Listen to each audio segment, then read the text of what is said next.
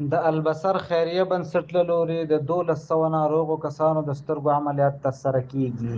د افغاني سرې میاشتې سره په همغږۍ د ملک سلمان خیریه بنسټ په مالي ملاتړ د البصر نړیوال خیریه بنسټ د متخصصو ډاکټرانو له لوري د هیواد په 3 ولایتونو کابل، ننګرهار او کندهار کې د 1200 هغه کسانو د سترګو عملیات ترسره کیږي چې سترګې یې پرده ولري او یا د سترګو نورې ناروغۍ ولري. دغه پروګرام د پرانیستي مراسم د کابل ښار د سرې میاشتې د مرکزي روغتون څخه پیل شول چې د یو ګڼ شمېر ناروغانو د سترګو عملیاتونه به د پرمختللو وسایلو پر مټ د متخصصو ډاکټرانو له لوري ترسره شي. داسې لاره به مې هم ښه نه لیدله او مطالعه تلاوت دا شیان به مې نسو کولی.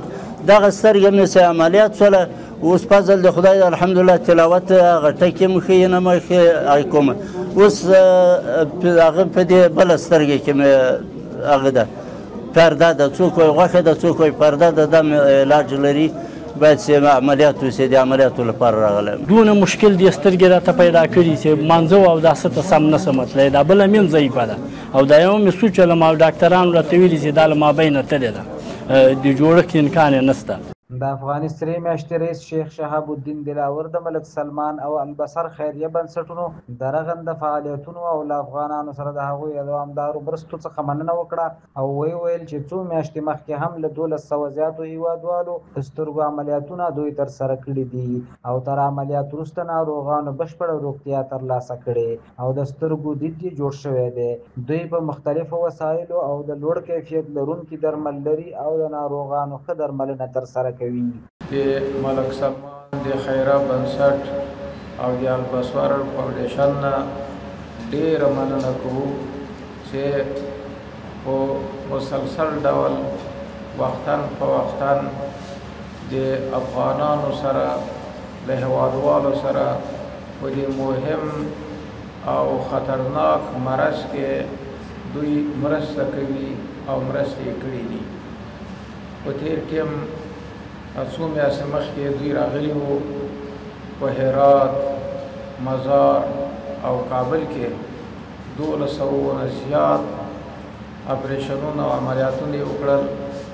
اوس هغه کسان چې عملیات د سترګو یې سوی وو څه کسان ما ته مخې ته راغلل د دوم ځل یې راغوښتل سوي دي تر څو پورې دوی وګوري. الحمدلله چې ما له کومو نه پوښتنه وکړه دا خبره یې کوله چې عملیات د موږ 100 په 100 کې ښه سوی. یو کس سپین ږیری اوس په مخه راغی ما د څه لپاره راغلی وایي مخکې چې دوی تشریف راوړی وو دا یوه سترګه مې عملیات شوه او هغه 100 په 100 کې روغه ده الحمدلله. اوس راغلی یم دا بله سترګه مې داسې کمزورې ده، د دې په کمزوري وایي زه هلته پوه شوم چې دا عملیات شوه نو راغلی یم چې دا دومره سترګې عملیات مې وشي. نو مخکې هم دوی په سوونه کسان د سترګو عملیات یې کړي، د نارینه وو د زنانه وو. دا ورې بیا تشریف راوړی یا لباس می خواهد که در 3 ولایت افغانستان در پایتخت افغانستان کابل 400 عملیات پرده چشم داشته باشد و انشاءالله موفق ترین دکترها او موفق ترین آلات و سامان عملیاتی و مهمترین و بهترین دواها این را استعمال میکند و نتیجه این عملیات تقریبا 99% یا چه کم 100% مثبت و کامیاب هستند. 400 نفر انشاءالله اعم از مرد و از زنها، از خواهرای ما شما، از برادرای ما شما در این شفاخانه هلال احمر افغانی و این شفاخانه مرکزی که تمامی تجهیزات و تمامی امکانات در اینجا الحمدلله یعنی برابر است صورت میگیرد و 4000 OPD معاینات صورت میگیرد و با 1000 نفر عینک میدهد و بعد از این به نگرار تشریف میبرند. در اونجا به این مقدار برای خواهرها و برادرای ما شما 400 نفر عملیات، 1000 نفر عینک و 4000 OPD و دکتر صاحبا گفت اگر اضافه مراجعین داشته باشیم آن را هم انشاءالله ما عملیات میکنیم، تداوی میکنیم و آن را محروم نمیمانیم. و باز تشریف میبرد به قندهار. در قندهارم با رهبری و به همکاری هلال احمر افغانی، جمعیت افغانی ما و شما در این 3 ولایت ها انشاءالله و این خدمات صحیح صورت میگیرد. دویم از متخصصین دکتر صاحبان که در این شفاخانه مرکزی و رئیس ما تشکر میکنیم که بسیار اخلاص کار میکنند. جیسے رئیس صاحب شفاخانه گفت در هر بخش ما در اینجا متخصصین داریم. در بخش تداوی اطفال، داخله، جراحی و روانی، در کلی بخشا در اینجا متخصصین است که کلگی فارغ تحصیل و تخصص خود را خارج از افغانستان کرده. ما میخواهیم که برای هموطنان ما که ضرورت تداوی داشته باشد بیاید در شفاخانه مرکزی جمعیت هلال احمر افغانی تداوی خود را بکند و این ارمان داشته نباشد که ما پیسه نداریم و یک متخصص برویم و پیس کلان و پیس زیاد برایش بدهیم. در اینجا هر چیز انشاءالله برایش این چی می شود بی مصرف و بی قیمت و برایشان در هر بخش همکاری می شود. می خواهیم که طور یک شفاخانه را در کابل جور کنیم که تمامی امراض قلبی در آنجا علاج شود، حتی عملیات مغلق و عملیات سوراخ قلب. این سوراخ قلب عملیاتی حالی که ما می کنیم تا 2000 اطفال ما شما از طرف هلال احمر افغانی تداوی می شود و مصارف آن از طرف هلال احمر افغانی داده می شود و این را از این بعد انشاءالله در شفاخانه خود ما شما باشد و متخصصین خارجی و داخلی انشاءالله در آن کار خواهد کرد. می خواهیم که پس از این پروگرام عملیات شروع شود، زیرا که به صدها خواهران و برادرای ما شما انتظار است و از آمدن شما و در این پروگرام از اشتراک شما تشکر میکنم. رضوان احمد بلوچ د البصر خیریه بنسټ استازي وویل زموږ مخکینی د روغتیايي خدمتونو کمپ ډیر په بریالیتوب سره مخ ته یوړل شو. دا ځل بیا موږ د افغانستان په 3 وزنونو کابل، کندهار او ننګرهار کې د سترګو د ناروغانو عملیاتونه ترسره کوو. د مسؤلینو د هڅونې څخه مننه کوو چې زموږ ملاتړ یې وکړه او له فعالیتونو مو مثبته پایله ترلاسه کړه. هغه زیاته کړه موږ په کابل ښار کې د سترګو د ناروغیو د درملنې یو مجهز روغتون هم جوړ کړو. ये प्रोग्राम मलिक सलमान के किंग Salman relief centre के साथ वैसा ही प्रोग्राम है. हमारे 2 कैंप उनके साथ हैं. दजल मंगा काबल और निंगरहार और कंदहार के कैंपुना लरू लकसंग चितौस्ता द मरीजों और द जराई तदाद शेख साहब मुबारक हुए ले तकरीबन 200 अमलियात वकीगी बदरी जुनून के काबल के मरकज़ के निंगरहार के और कंदहार के د کابل او د ننګرهار مصارف چې کوم دي هغه د کینګ سلمان له بنسټ لخوا ورکول کیږي او په قندهار کې چې کوم کیمپ دی هغه به د البصر فاونډیشن لخوا تمویل کیږي. ډېر منندوی یم له دې نه چې دا ځل تاسو زموږ نتیجه ډېره موږ تشویق کړلو او زموږ نتایج په افغانستان کې هم مثبت وو.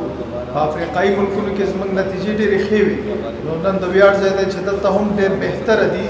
په افریقایي ملکونو کې د ترکیې، مصر او امریکایي ډاکټران هم کار کوي، لیکن زموږ کار د ټولو مثبت او ښه دی په هغه ځای کې. 2023 کال کې موږ په افغانستان کې کیمپونه شروع کړل او د دې کیمپونو تعداد به نور هم سره زیاتوو انشاءالله. او موږ پلان لرو چې په کابل کې یو ښه مجهز روغتون جوړ کړو د سترګو په بخش کې او ډېر د ویاړ ځای دی چې مرکزي روغتون هم په وړاندې روان دی. और जैसा कि हमने पहले भी वादा किया है कि हमारा यहाँ पे हॉस्पिटल बनाने का प्रोग्राम है, हम उस पर भी वर्कआउट कर रहे हैं, उस पर भी काम चल रहा है.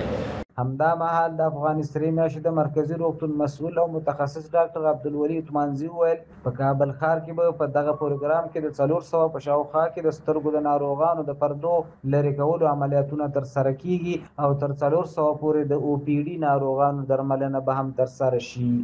ان شاء الله دا ځل به په دې کیمپ کې تر 400 نه زیات مریضان عملیاتونه کیږي د سترګو د پردو او تر 4,000 پورې به OPD مریضان کتل کیږي. زه د مرکزی روغتون د رئیس په صفت ویاړ لرم چې نن ورځ تاسو په وړاندې د دې روغتون د ځینې فعالیتونو په هکله باید ووایم. مرکزی روغتون اوس هغه پخوانی روغتون نه دی. د سرې میاشتې تر سیوري لاندې تر چتر لاندې د بیرغ لاندې تر نامه لاندې مرکزی روغتون د نسایي ولادي بخش 4 ساعته فعال لري او 3 متخصصین لرو پکې ټول خدمات مو وړیا توګه خپلو هیوادوالو ته وړاندې کوو. همداراز په ویاړ سره باید ووایم چې د ماشومانو بخش کې په ورځني توګه موږ تر 100 نه تر 200 پورې مریضان لرو. د دې ترڅنګ تر 200 پورې مریضانو ته ماشومانو ته سوی تغذیه مواد توزیع کیږي. هم د دې ترڅنګ موږ د سوی تغذیه وارډ لرو چې الحمدلله کوم مریضانو ته ضرورت وي هغه موږ سره همدلته بستر کیږي او په همدې بخش کې تکړه با جرأت خدمتګار متخصصین هم لرو. همداراز مرکزی روغتون ویاړ لري چې د اډوکو او د جراحي عمومي بخش هم فعال لري. په ورځني توګه موږ 4 عملیاتونه لرو په مرکزی روغتون کې. کله تر 6 عملیاتونو پورې رسیږي او دا ټول په وړیا توګه باندې دي. یا ورځ د جراحي عمومي عملیاتونه وي او یا ورځ هم زموږ د اډوکو د بخش. همداراز مرکزی روغتون د داخلي څانګه کې بهترینه متخصصین لري چې ټول تحصیلات چې د سم متخصصین زونو مخلم تحصیلات د ملک نه بهر دي او په ورځني توګه مریضان کتل کیږي. اته تر 100 پورې مریضان موږ داخل د بستر لرو. همداراز باید ووایم چې مرکزی روغتون د عقلي او رواني بخش کې متخصص لري چې زه په خپل یم په ورځني توګه د 10 نه تر 40 پورې مریضان ګورو. ټول مریضانو ته مو دوايانې په وړیا توګه ویشل کیږي. ټول خدمات په مرکزی روغتون کې په وړیا توګه دي الحمدلله. هم د دې ترڅنګ د کابل د دارالمجانینو 250 مریضان په میاشتنی توګه د دوا اخیستلو لپاره مرکزی روغتون ته تشریف راوړي. مرکزی روغتون مجهز الټراساوند مجهز ایکس ری بخش اوس لري الحمدلله. مجهز لابراتوار لرو. د دې ترڅنګ د لاشمانیا بخش لرو چې زنانه او مردانه بیل دي. د دې ترڅنګ 4 ساعته ایمرجنسي خدمات زموږ فعال دي او د ټولو هیوادوالو په خدمت کې استو. د دې ترڅنګ باید په ډېر ویاړ سره ووایم چې په ورځني توګه موږ د 800 نه تر 1000 الا تر 1200 پورې مریضان په دې روغتون کې د متخصصینو لخوا نه په وړیا توګه کتل کیږي، خدمت کیږي، دوايانې ورکول کیږي. همداسې به موږ د دې هیواد د دې ولس په خدمت کې یو به ان شاء الله. او د سرې میاشتې د ټول خدمات مې چې تاسو ته وړاندې کړل دا موږ په تنهایي سره نه دي کړي.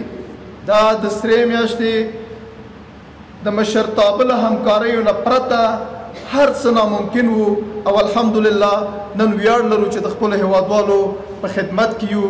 افغان سترې میاشتې ټولنه د بېلابېلو نړیوالو خیریه بنسټونو سره په همغږۍ د سترګو د ناروغانو او همدارنګه د زړه د سوري لرونکو ماشومانو درملنې په برخه کې د پام وړ فعالیتونه ترسره کړي چې په هیواد کې دننه او یو شمېر بهرنیو هیوادونو کې د زرګونو دا ډول هیوادوالو درملنه ترسره کړې ده.